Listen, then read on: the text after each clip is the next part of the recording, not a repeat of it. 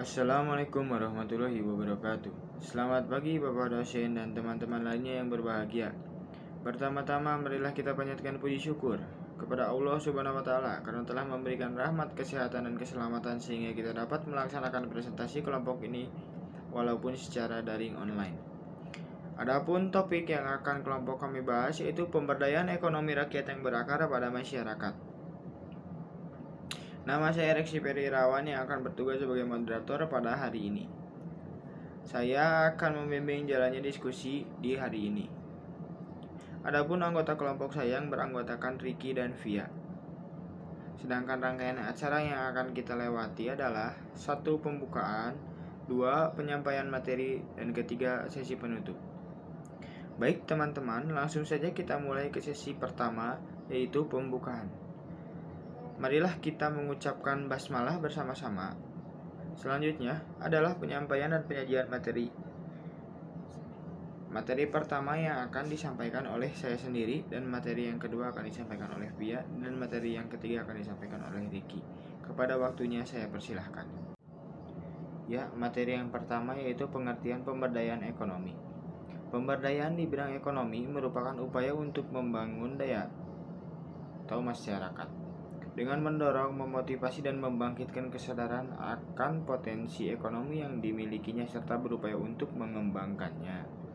Keberdayaan masyarakat adalah unsur dasar yang memungkinkan suatu masyarakat bertahan dalam pengertian yang dinamis, yaitu mengembangkan diri dan mencapai kemajuan. Keberdayaan masyarakat menjadi sumber dari apa yang dikenal sebagai ketahanan nasional. Ketika membahas perekonomian umat, maka ada beberapa kemungkinan yang perlu diperhatikan. Pertama, ekonomi umat itu hampir identik dengan ekonomi pribumi Indonesia. Sementara itu umat Islam sendiri merupakan 80% dari total penduduk. Konsekuensi dari pengertian ini adalah bahwa jika dilakukan pembangunan nasional yang merata secara vertikal maupun horizontal, maka hal ini berarti juga pembangunan keperekonomian umat Islam. Arti ekonomi umat yang lain adalah badan-badan yang dibentuk dan dikelola oleh gerakan Islam, yaitu 1. Pemberdayaan ekonomi umat dapat dilihat dari 3 sisi. 1. Menciptakan suasana atau iklim yang memungkinkan potensi masyarakat berkembang. Jadi, dapat ditegaskan bahwa pemberdayaan ekonomi umat berarti pengembangan sistem ekonomi dari umat oleh umat sendiri dan untuk kepentingan umat, atau mengembangkan mendinamiskan potensinya. Ya, cukup sekian materi yang pertama dari saya. Selanjutnya materi yang kedua akan dibacakan oleh Pia. Kepada Pia saya persilahkan. Assalamualaikum warahmatullahi wabarakatuh. Saya akan melanjutkan materi dari Reksi, yaitu nomor 2, Sistem Ekonomi Islam sebagai upaya pemberdayaan ekonomi. Di antara nilai-nilai dasar sistem ekonomi yang berlandaskan pada tauhid, sebagaimana yang diutarakan oleh seorang pakar ekonomi yang bernama Syaifuddin, yaitu sebagai berikut. Yang pertama, kepemilikan, yang kedua, keseimbangan, dan yang ketiga, keadilan. Islam wujud dari usaha untuk mewujudkan ketiga prinsip nilai dasar di atas dapat dilihat dalam berbagai bentuk, diantaranya yaitu sebagai berikut. Yang pertama, zakat merupakan sistem zakat dalam ekonomi Islam sebagai garda terdepan sistem fiskal. Zakat memiliki fungsi alokasi, distribusi, dan sekaligus stabilisasi dalam perekonomian. Jika dikelola dengan baik, zakat akan menjadi salah satu solusi dari sasaran akhir perekonomian suatu negara. 2. Pelarangan. Riba zakat dijadikan sebagai sarana untuk menciptakan keadilan sosial ekonomi. 3. Kerjasama. Ekonomi kerjasama merupakan karakter dalam masyarakat ekonomi Islam versus kompetisi bebas dari masyarakat kapitalis dan ketidaktoran ekonomi marxisme. Salah satu bentuk kerjasama dalam ekonomi Islam yaitu qiron. Qiron merupakan kerjasama antara pemilik modal atau uang dengan pengusaha pemilik keahlian. 4. Jaminan sosial. Dalam Al-Quran sering ditekankan tentang sosial. Tujuan doktrin sosial antara lain untuk menjamin tingkat dan kualitas hidup yang minimum bagi seluruh lapisan masyarakat. 5. Peran negara. Dalam hal ini, negara berperan sebagai pemilik manfaat sumber-sumber, produsen, distributor, dan sekaligus sebagai lembaga pengawasan kehidupan ekonomi. Dalam negara Islam, fungsi pengawasan dilakukan melalui lembaga hizbah atau kepengawasan. 3. Kebebasan ekonomi umat Islam. Dalam ekonomi Islam tidak menafikan intervensi pemerintah. Kebijakan pemerintah merupakan sebuah keniscayaan ketika perekonomian dalam kondisi darurat. Selama hal itu dibenarkan secara syar'i, intervensi harus dilakukan ketika suatu kegiatan ekonomi berdampak pada kemudaratan bagi kemaslahatan masyarakat. Secara umum, makna kebebasan dalam ekonomi dapat melahirkan dua pengertian yang luas, yakni kreatif dan kompetitif. Dengan kreativitas, seseorang bisa mengeluarkan ide-ide, bisa mengeksplorasi dan mengekspresikan potensi yang ada dalam diri dan ekonominya untuk menghasilkan sesuatu. Sedangkan dengan kemampuan kompetisi, seseorang boleh berjuang mempertahankan, memperluas, dan menambah lebih banyak apa yang diinginkannya. Ekonomi Islam adalah kebebasan berakhlak dalam berkonsumsi, berproduksi, dan berdistribusi. Dengan kebebasan berkreasi dan berkompetisi akan melahirkan produktivitas dalam perekonomian. Dengan dasar ayat di atas juga, Islam menyarankan manusia untuk produktif. Kegiatan produksi adalah bagian penting dalam perekonomian. Assalamualaikum warahmatullahi wabarakatuh. Di sini saya akan menyampaikan materi dari kelompok kami, yaitu materi yang keempat, mengenai lembaga-lembaga ekonomi syariah. Upaya untuk mengubah lembaga-lembaga konvensional menjadi ekonomi yang syariah tidaklah mudah dan sangat sulit untuk dilakukan, bahkan selalu mendapat rintangan. Oleh karena itu, alternatif yang mungkin diambil yaitu dengan mendirikan lembaga-lembaga ekonomi dan keuangan berdasarkan syariah secara mandiri, terpisah dari lembaga-lembaga dan keuangan konvensional. Adapun lembaga-lembaga ekonomi syariah, yang pertama yaitu Badan Amil Zakat.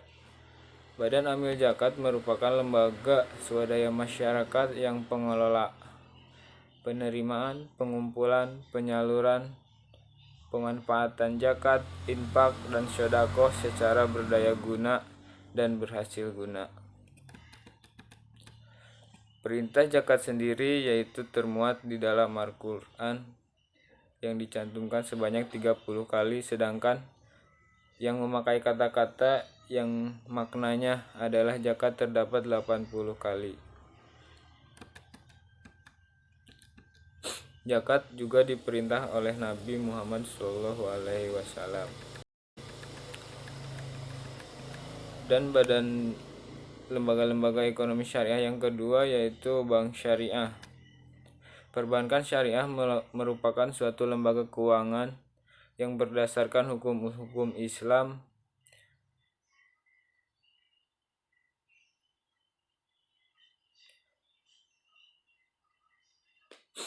yang amat penting dan strategis perannya dalam mengatur perekonomian dan mensejahterakan masyarakat Islam.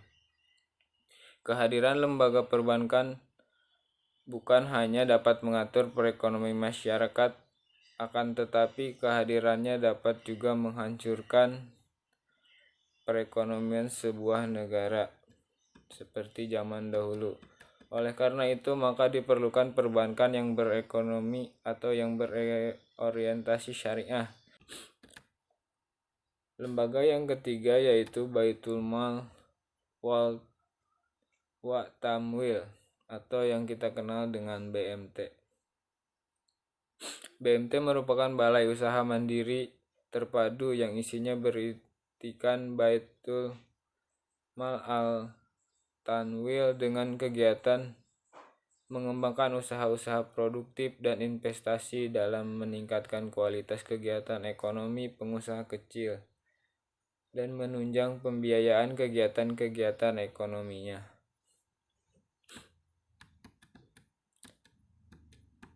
Yang keempat yaitu bank perkreditan syariah atau yang sering kita kenal atau disingkat dengan BVRS. Adalah bank perkreditan rakyat yang melakukan usaha berdasarkan prinsip syariah ataupun disebut juga bank perkreditan rakyat yang pola operasionalnya mengikuti prinsip-prinsip muamalah Islam. BPR ini dapat dibentuk dengan badan hukum berupaya perseroan terbatas atau PT dan koperasi dan juga perusahaan daerah. Syariah. Asuransi dalam Islam dikenal dengan istilah tawakul yang berarti saling memikul risiko atas risiko yang dapat terjadi. Saling pikul risiko ini dilakukan atas dasar tolong menolong dan kebaikan di mana masing-masing mengeluarkan dana, sumbangan, derma yang ditunjukkan dengan menanggung risiko tersebut. Asuransi syariah tersebut di atas mempunyai prinsip-prinsip pokok sebagai berikut. Yang pertama yaitu saling bekerja sama dan saling membantu. Yang kedua, saling melindungi dan berbagi kesusahan. Yang ketiga, saling bertanggung jawab. Dan yang keempat, menghindari unsur-unsur gharar, maisir, dan riba. Lembaga yang keenam yaitu obligasi syariah. Obligasi syariah adalah suatu kontrak perjanjian tertulis yang bersifat jangka panjang untuk membayar kembali pada waktu tertentu seluruh kewajiban yang timbul akibat pembiayaan untuk kegiatan-kegiatan tertentu menurut masyarakat atau menurut syarat dan ketentuan tertentu serta membayar sejumlah manfaat secara periodik menurut akad. Obligasi syariah sebagaimana disebutkan di atas dibagi kepada jenis-jenis obligasi syariah sebagai berikut. Obligasi mudharabah, yaitu obligasi yang menggunakan akad mudharabah, akad kerjasama antara pemilik modal, investor, sohibul mal menyediakan dana penuh 100%. Dan yang kedua yaitu obligasi ijarah, yaitu obligasi berdasarkan akad ijarah atau suatu jenis akad untuk mengambil manfaat atau jaminan. Secara istilah, ran berarti menjadikan suatu barang yang berharga sebagai jaminan. Jaminan hutang dengan dasar bisa diambil kembali oleh orang yang berhutang setelah dia mampu menebusnya. Yang ke-8 yaitu reksadana syariah. Salah satu produk investasi yang sudah menyesuaikan diri dengan aturan-aturan syariah adalah reksadana. Reksadana syariah merupakan badan yang beroperasi menurut ketentuan dan prinsip syariah Islam, baik dalam bentuk akad antara pemodal dengan pemilik harta dengan manajer investasi sebagai wakil sohibul mal. Walaupun antara manajer investasi sebagai wakil sohibul mal dengan pengguna investasi reksadana syariah dan reksadana konvensional sebenarnya hampir sama pengertiannya dan bentuknya. Hanya saja berbeda dari sisi pengelolaan, kebijakan investasi, akad pelaksanaan investasi, dan pembagian keuntungan. Jadi kalau syariah itu lebih saling menguntungkan.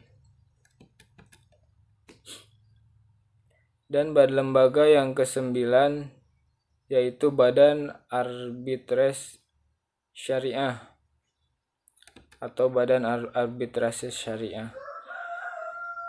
Badan Arbitrase Syariah adalah suatu badan yang dibentuk oleh MUI, Majelis Ulama Indonesia, yang bertugas untuk menyelesaikan perkara perbankan di luar pengadilan umum, dengan tujuan sebagai berikut. 1. Menyelesaikan perselisihan atau sengketa-sengketa keperdataan. Yang kedua, menyelesaikan sengketa bisnis. Yang ketiga, menyelesaikan kemungkinan adanya sengketa. Dan yang keempat, memberikan penyelesaian yang adil, cepat dalam sengketa muamalah. Mungkin hanya itu materi yang dapat saya sampaikan. Terima kasih. Cukup sekian tadi presentasi dari kelompok kami, yaitu kelompok 9. Mari kita mengucapkan Alhamdulillah. Saya sebagai moderator, Reksi Perirawan, mohon maaf atas kekurangan dan terima kasih untuk perhatiannya. Wassalamualaikum warahmatullahi wabarakatuh.